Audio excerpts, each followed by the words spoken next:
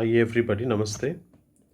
So in this video, we are going to learn several concepts of budget. So I am making this video in view of the mains examination of State Bank of India, clerk examination to be held soon. So we can expect several important points, important allocations from the budget of current year, that is 2021 and 22, for the SBI clerk examination. So మిగతా ఎగ్జామ్స్కి కూడా ఈ budget అనేది use అవుతుంది. And let us go in to this budget అనే word అందరికీ కూడా familiar word. So budget జనరల్గా నేను ఇక్కడ ఒక ఇండివిజువల్ని అండ్ ఒక కంట్రీని కంపేర్ చేస్తే ఎక్స్ప్లెయిన్ చేస్తాను చూడండి. సో ఇండివిజువల్ కనుక మనం తీసుకుంటే ఒక ఇండివిజువల్కి సంబంధించి బడ్జెట్ అనేది ఎలా ఉంటుంది, ఆ ఇండివిజువల్కి వచ్చేటటువంటి ఇన్కమ్ని బేస్ చేసుకొని వాడు తన బడ్జెట్ని ప్లాన్ చేసుకుంటాడు, ఎక్స్పెండిచర్ని ప్లాన్ చేసుకుంటాడు, అంతే కదా. సో వచ్చేటటువంటి ఆదాయము 35,000 రూపీస్ ఉందనుకుంటే అతను ఈ 35,000 రూపీస్లోనే వివిధ రకాలైనటువంటి ఖర్చులు పెట్టేసి మిగిలినటువంటి అమౌంట్ సేవింగ్స్ చేసుకుంటాడు. అంటే ఓవరాల్గా వచ్చేటటువంటి ఇన్కము లేదా ఆదాయాన్ని బేస్ చేసుకొని మాత్రమే కన్సర్న్డ్ ఇండివిజువల్ బడ్జెట్ ఉంటుంది. అదే మనం మాట్లాడుకోవాల్సింది కంట్రీ బడ్జెట్ కదా. సో కంట్రీకి సంబంధించినటువంటి బడ్జెట్ ఎలా ఉంటుందంటే వచ్చే ఇన్కమ్ని బేస్ చేసుకొని బడ్జెట్ని ప్రజెంట్ చేయరు, ముందు ఎక్స్పెండిచర్ని ప్లాన్ చేస్తారు. ఇండివిజువల్ అయితే వచ్చే ఇన్కమ్ని బేస్ చేసుకొని బడ్జెట్ని ప్రిపేర్ చేస్తే, ఇక్కడ వచ్చే ఎక్స్పెండిచర్ని ప్లాన్ చేసుకొని బడ్జెట్ని ఇంట్రడ్యూస్ చేయడం జరుగుతుంది అనమాట కంట్రీ విషయంలో. ఒకవేళ ప్లాన్ చేసినటువంటి ఎస్టిమేట్ చేసినటువంటి ఎక్స్పెండిచర్కి అవసరమైన ఖర్చులు ఇన్కము రాలేదనుకోండి, అప్పు తెచ్చుకోవడానికి కూడా గవర్నమెంట్ వెనకాడదన్నమాట. సో ప్రజెంట్ ఉన్నటువంటి సినారియో ఏ డెవలపింగ్ కంట్రీ కూడా అప్పు తెచ్చుకోకుండా బడ్జెట్ని ఇంట్రడ్యూస్ చేసేటటువంటి పరిస్థితి ఉండదు. సో క్లియర్గా ఏంటంటే ఇక్కడ ఇండివిజువల్ అయితే ఇన్కమ్ని బేస్ చేసుకొని ఎక్స్పెండిచర్ని ప్లాన్ చేసుకుంటాడు. మనం జనరల్గా చేసేది అదే. కంట్రీ విషయానికి వచ్చేసరికి ఎక్స్పెండిచర్ని ప్లాన్ చేసుకొని దానికి తగ్గట్టుగా ఇన్కమ్ జనరేట్ చేసుకోవడం కోసం ట్రై చేస్తారు. ఎట్ ఎనీ కాస్ట్ ఈ ఎక్స్పెండిచర్ని మీట్ అవ్వాల్సిందే. ఎందుకంటే కంట్రీ విషయంలో మనం అన్ఎక్స్పెక్టెడ్ ఖర్చులు ఉంటాయి. There may be natural calamities ఏవి చెప్పిరావు కదా. సో దానికోసంగా మనకి ఎక్స్పెండిచర్ అనేది పెరగచ్చు, ఎస్టిమేట్ చేసిన దానికంటే కూడా పెరిగినప్పటికీ కూడా ఎట్ ఎనీ కాస్ట్ దాన్ని మీట్ అవుతుంది కంట్రీ విషయంలో అయితే. సో ఐ హోప్ కొంత క్లారిటీ. దెన్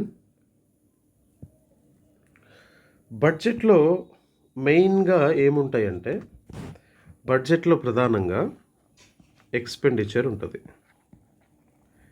అండ్ రిసీట్స్ అంటాం. రిసీట్స్ లేదా ఇన్కమ్ రెండు ఒకటే. ఎక్స్పెండిచర్లో రెండు రకాల ఎక్స్పెండిచర్స్ మనకుంటాయి. ఒకటి capital expenditure and another one is revenue expenditure. And in the case of receipts also 2 types of receipts ఉంటాయి. ఒకటి capital receipts and another one is revenue receipts. ఈ రెండింటికి డిఫరెన్స్ మనం గమనిస్తే, capital expenditure for example, capital expenditure అంటే ఇక్కడ చేసినటువంటి ఖర్చు ఓవరాల్గా ఇది మొత్తం ఈ వైపు ఉన్నదంతా ఖర్చు చేయండి, ఈ వైపు ఉన్నదంతా ఆదాయం. సో క్యాపిటల్ ఎక్స్పెండిచర్ ఇక్కడ చేసినటువంటి ఖర్చు మనము ఒక పాజిటివ్ లాగా అనుకోవచ్చు. లైక్ ఏ రోడ్స్ కన్స్ట్రక్ట్ చేయడానికో ఖర్చు పెట్టారు, లేదా బ్రిడ్జెస్ కట్టారు, లేదా ఇంకేదైనా బిల్డింగ్స్ కట్టారు. ఇదంతా కూడా క్యాపిటల్ ఎక్స్పెండిచర్ కిందకు వస్తుంది అనమాట. అంటే ప్రస్తుతానికి ఇది ఖర్చులాగా ఎక్స్పెండిచర్ లాగా అనిపించినప్పటికీ కూడా ఒక అసెట్ జనరేట్ అవుతుంది. మెమొరబుల్ పాయింట్, ఒక అసెట్ జనరేట్ అవుతుంది capital expenditure. That means capital expenditure ఎంతైనా కూడా చేయొచ్చు, ఇబ్బంది లేదు. రెవెన్యూ ఎక్స్పెండిచర్ రెవెన్యూ ఎక్స్పెండిచర్ అంటే ద బెస్ట్ ఎగ్జాంపుల్ మనము శాలరీస్ టు గవర్నమెంట్ ఎంప్లాయీస్ తీసుకోవచ్చు. For example president of India అనుకోండి. ప్రెసిడెంట్ ఆఫ్ ఇండియాకి ఇచ్చేటటువంటి శాలరీ, డిఫరెంట్ గవర్నమెంట్ ఎంప్లాయీస్కి ఇచ్చే శాలరీ, లేదా రాష్ట్రపతి భవన్ మెయింటెనెన్స్, ఈ మెయింటెనెన్స్కి అయ్యే ఖర్చులు మొత్తాన్ని కూడా రెవెన్యూ ఎక్స్పెండిచర్ అంటాం. అంటే ఇక్కడ అయ్యేటటువంటి ఖర్చు ఎంత వీలైతే అంత తగ్గించుకునే దిశగా గవర్నమెంట్ పనిచేస్తుంది. కాబట్టి ఇయర్ ఆన్ ఇయర్ ఇచ్చేటటువంటి జాబ్స్ సంఖ్యని తగ్గిస్తూ ఉంటారు, గమనించండి. సో ఎందుకంటే రెవెన్యూ ఎక్స్పెండిచర్ని తగ్గించుకునే దిశగా గవర్నమెంట్ ఆల్వేస్ ఆలోచిస్తూ ఉంటుంది అన్నమాట. అండ్ రిసీట్స్ విషయానికి వస్తే రిసీట్స్లో కూడా capital receipts and revenue receipts అని 2 రకాలు ఉంటాయి. క్యాపిటల్ రిసీట్స్కి బెస్ట్ ఎగ్జాంపుల్గా మనం ఏం చెప్పొచ్చు అంటే బారోయింగ్స్ని చెప్పొచ్చు. బారోయింగ్స్ విదేశాల నుంచి మనం తీసుకొచ్చేటటువంటి అప్పులు. ఇందాక అనుకున్నాం ఎక్స్పెండిచర్ని అట్ ఎనీ కాస్ట్ మీట్ అవ్వాల్సిందే అని. సో మీట్ అవ్వడం కోసంగా అవసరమైతే అప్పులు తీసుకొస్తారు. ఆ అప్పుల్ని మనము క్యాపిటల్ రిసీట్స్గా చెప్పొచ్చు. సో ప్రస్తుతానికి ఇది ఆదాయంలాగా కనిపించినప్పటికీ బారోయింగ్స్ ఒక లయబిలిటీ అయితే జనరేట్ అయింది, అంతే కదా. లయబిలిటీ ఇక్కడ మనం అసెట్ జనరేట్ అయింది అనుకుంటే ఇక్కడ లయబిలిటీ జనరేట్ అయింది. సో చూడడానికి ఆదాయంలాగా అనిపించినప్పటికీ ఇది లాసే, నెగిటివ్. ఇక్కడ ఈ విషయంలో ఎక్స్పెండిచర్ విషయంలో చూడడానికి ఖర్చు అయినప్పటికీ ఒక అసెట్ జనరేట్ అయింది. అండ్ రెవెన్యూ రిసీట్స్ మనం తీసుకుంటే రెవెన్యూ రిసీట్స్ అంటే గవర్నమెంట్కి వచ్చేటటువంటి ఆదాయంలో రెవెన్యూ ఆదాయం అంటే అర్థం ఏంటంటే వచ్చిన ఆదాయం మనం ఇక తిరిగి పే చేయాల్సిన అవసరం లేదు. That means interest receipts. Previous ఇయర్లో గవర్నమెంట్ కనుక ఏదైనా కంట్రీకి అప్పులు ఇచ్చింది అనుకోండి, మనం చూస్తుంటాం శ్రీలంకకి ఇచ్చారు, భూటాన్కి ఇచ్చారు, నైబరింగ్ కంట్రీస్ బంగ్లాదేశ్కి ఇచ్చారు, నేపాల్కి ఇచ్చారు అప్పులు గవర్నమెంట్ ఆఫ్ ఇండియా అని చెప్తాం. ఆ ఇచ్చినటువంటి అప్పుల మీద వచ్చే ఇంట్రెస్ట్ రిసీట్స్ని, ఇంట్రెస్ట్ రావాలి కదా, ఆ వచ్చేటటువంటి ఇంట్రెస్ట్ని మనము రెవెన్యూ రిసీట్స్గా చెప్తాం. సో మేజర్ డిఫరెన్స్ అనమాట అది ఈ రెండింటి మధ్య కూడా, capital, revenue. And moving forward,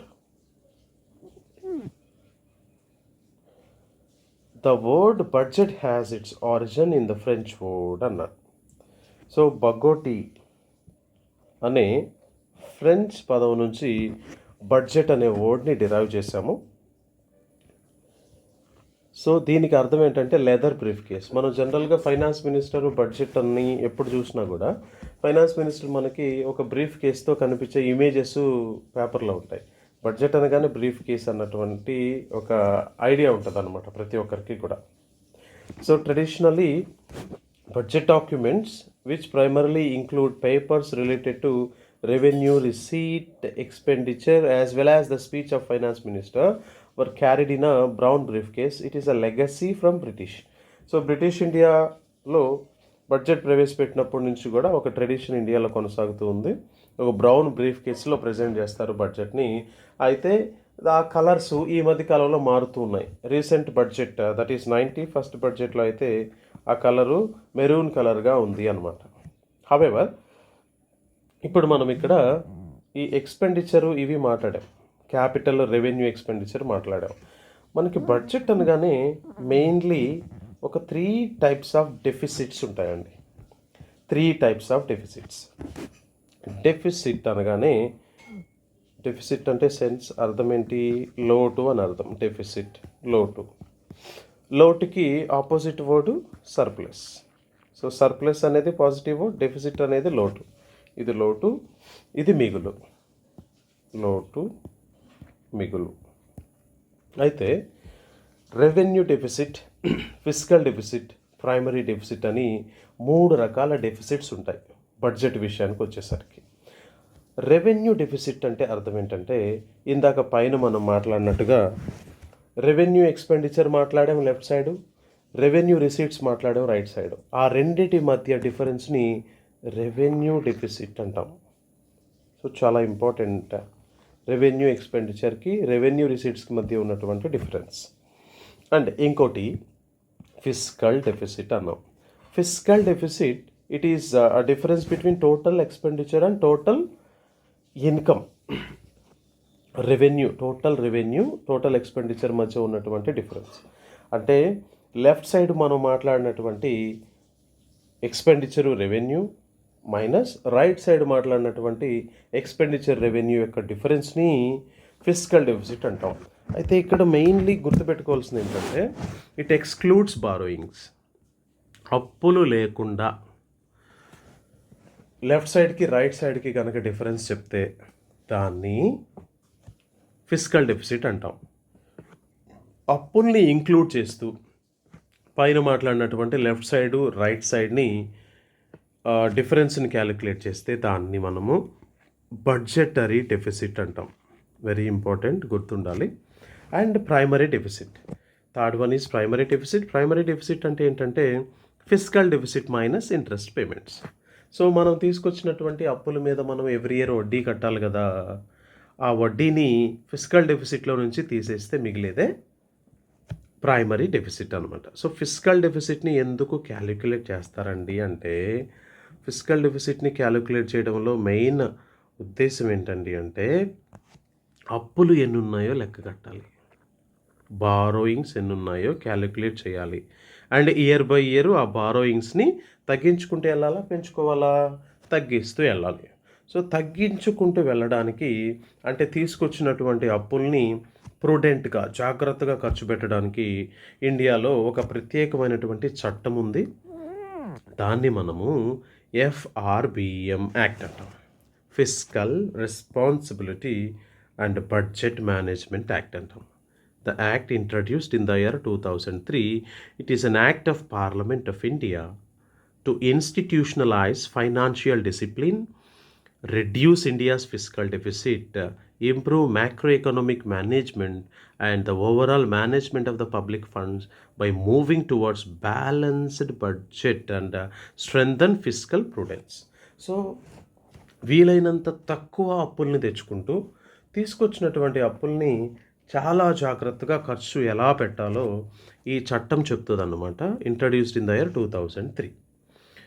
then union బడ్జెట్కి జనరల్గా మనం బడ్జెట్ అని మాట్లాడేస్తాము. బట్ బడ్జెట్ అనే వర్డ్ అఫీషియల్గా ఎక్కడా కనిపించదు. అఫీషియల్గా బడ్జెట్ని మనము యాన్యువల్ ఫైనాన్షియల్ స్టేట్మెంట్ అంటాం. సో కాన్స్టిట్యూషన్ ఆఫ్ ఇండియాలో article 112 it represents annual financial statement. దీన్నే మనం జనరల్గా బడ్జెట్ అని పిలుస్తూ ఉంటాం. Then the budget which is presented by means of the finance bills. So budget always presented in the form of finance bill రూపంలో ప్రవేశపెడుతున్నారు బడ్జెట్ని అంటే ఖచ్చితంగా ఏ సభలోనే ప్రవేశపెట్టాలి అంటే లోక్సభలో మాత్రమే ఈ బడ్జెట్ని ఫైనాన్స్ బిల్గా ఇంట్రడ్యూస్ చేయడం జరుగుతుంది. అండ్ ఇంట్రడ్యూస్ చేసినటువంటి బడ్జెట్ ఎవ్రీ ఇయర్ April 1 నుంచి ఇంప్లిమెంటేషన్లోకి వస్తుంది అనమాట. అండ్ ఇంకొన్ని ఫ్యాక్ట్స్ మనం చూస్తే మొరార్జీ దేశాయ్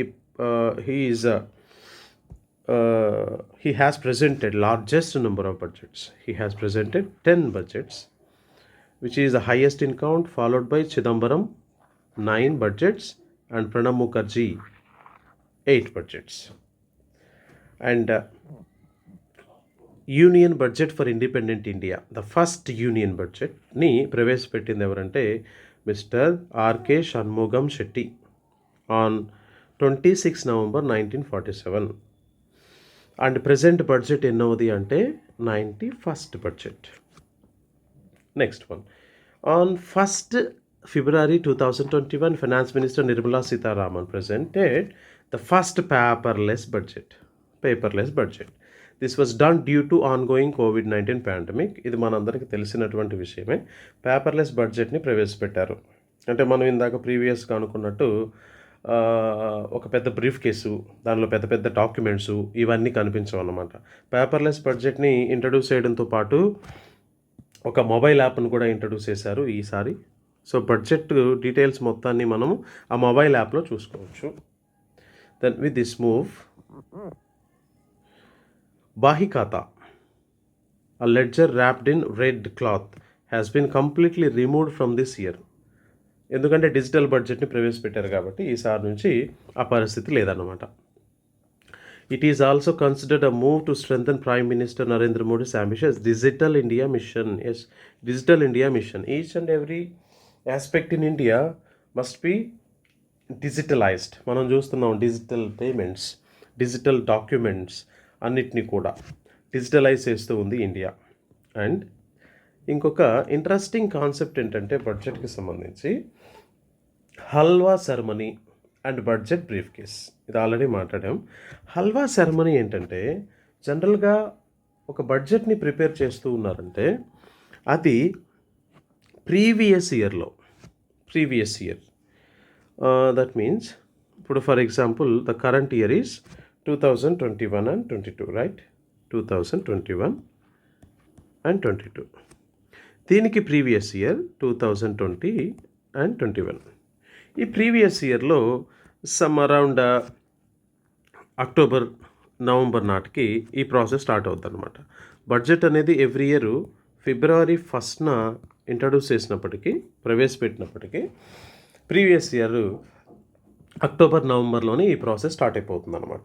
అక్టోబర్ నవంబర్లో ఏం జరుగుతుందంటే ఫైనాన్స్ మినిస్ట్రీ కంట్రీ వైడ్ ఉన్నటువంటి అన్ని ఇన్స్టిట్యూషన్స్కి లైక్ ఆర్బీఐ, నాబార్డ్, ఎట్సెట్రా అలాగే అన్ని మినిస్టర్స్కి కూడా ఒక ఫైల్ పంపిస్తుంది, ఒక నోట్ ఫైల్ పంపిస్తుంది అనమాట. ఈ నోట్ ఫైల్లో డీటెయిల్స్ అడుగుతారు. For example Mahatma Gandhi MGNREGA scheme ఉందండి. So Mahatma Gandhi national rural employment guarantee act. ఈ కన్సర్న్ మినిస్ట్రీ రూరల్ డెవలప్మెంట్ మినిస్ట్రీకి కూడా ఒక సర్క్యులర్ పంపిస్తారు అందరు మినిస్టర్స్తో పాటుగా. ఈ రూరల్ డెవలప్మెంట్ మినిస్ట్రీకి పంపించిన ఈ సర్క్యులర్లో ఏముంటుందంటే సారాంశం, మీకు 2020-21లో ఎంత డబ్బులు ఇచ్చాం MGNREGA కోసం, దానికి ముందు సంవత్సరం 1920లో ఎంత అమౌంట్ ఇచ్చాం. అంటే జనరల్గా 3 సంవత్సరాలకి సంబంధించినటువంటి వివరాల్ని అడుగుతారన్నమాట. 3 సంవత్సరాలకు సంబంధించిన వివరాలు అడుగుతారు. ఈ 3 సంవత్సరాల్లో ఎంత డబ్బులు ఇచ్చాం, ఎంత ఖర్చు పెట్టారు, ఎంత మిగిలింది, అయితే వీటిని బేస్ చేసుకొని కరెంట్ ఇయర్లో మీకు ఎంత అవసరమో అడుగుతారనమాట సర్క్యులర్లో. సో ఇట్లాగా అందరు మినిస్టర్స్ని ఇలాగే అడుగుతారు. ఈ అడిగినటువంటి ఆ క్వశ్చన్స్కి ఆ సర్క్యులర్కి reply by the end of December వస్తుంది ఫైనాన్స్ మినిస్టర్కి. ఈ వచ్చినటువంటి ఈ రిప్లైస్ని బేస్ చేసుకుని MGNREGAకి కరెంట్ ఇయర్లో ఎంత అలొకేషన్ ఇవ్వాలో చెప్పడం జరుగుతుంది అనమాట. సో బడ్జెట్ని ప్రిపేర్ చేసేటప్పుడు జనరల్గా 3 సంవత్సరాలని కన్సిడర్ చేస్తారు. సో ఈ డీటెయిల్స్ అన్నీ వచ్చిన తర్వాత బడ్జెట్ని ప్రిపేర్ చేసేసి అయిపోయాక బడ్జెట్ ప్రింటింగ్ ప్రాసెస్ స్టార్ట్ అవుతుంది. ఈ బడ్జెట్ ప్రింటింగ్ ప్రాసెస్ అనేది పార్లమెంట్ సెంట్రల్ హాల్లో జరుగుతుంది. ఈ ప్రింటింగ్ ప్రాసెస్కి ముందు ఒక ఫెస్టివల్ లాంటిది సెలబ్రేట్ చేస్తారు, ఒక సెరమనీని సెలబ్రేట్ చేస్తారు. ఆ సెరమనీని మనము హల్వా సెరమనీ అంటున్నాం. ఈ సెరమనీలో ఏం జరుగుతుందంటే అప్పటిదాకా బడ్జెట్ ప్రాసెస్లో ఎవరైతే పార్టిసిపేట్ చేశారో ఈ స్టేక్ హోల్డర్స్ అన్నాకంటే etcetera IAS officers, IRS officers అందరికీ కూడా ఫైనాన్స్ మినిస్టరే స్వయంగా ఒక స్వీట్ చేసి తినిపిస్తారనమాట. ఈ స్వీట్ సెరమనీ అయిపోయిన తర్వాత, ఈ హల్వా సెరమనీ అయిపోయిన తర్వాత బడ్జెట్ పేపర్స్ అన్నిటిని కూడా ప్రింట్ చేయడం అనేది జరుగుతుంది. So that is about halwa ceremony. And we can see this image our Nirmala Sitharaman ji with briefcase. So ఇదే budget. So unlike every year, current year budget digital budget. And one more important thing, నేను already అన్నాను, budget present చేసేటప్పుడు ఎప్పుడు కూడా, ఇప్పుడు for example 2021-22కి బడ్జెట్ని prepare చేస్తున్నారంటే 2020-21, 2019-20 ఈ 3 years డేటా తీసుకుంటారు అన్ని మినిస్టర్స్ దగ్గర నుంచి. సో ఇది కరెంట్ ఇయర్, ఇది ప్రీవియస్ ఇయర్, ఇది బేస్ ఇయర్గా కన్సిడర్ చేస్తారనమాట. సో 3 years డేటాని తీసుకుంటారు. So this is all about some basics about budget. So in my next video major allocations in current budget, examination point of వ్యూలో major అలొకేషన్స్ని నేను ఆ వీడియోలో explain చేస్తాను. థ్యాంక్ యూ అండి.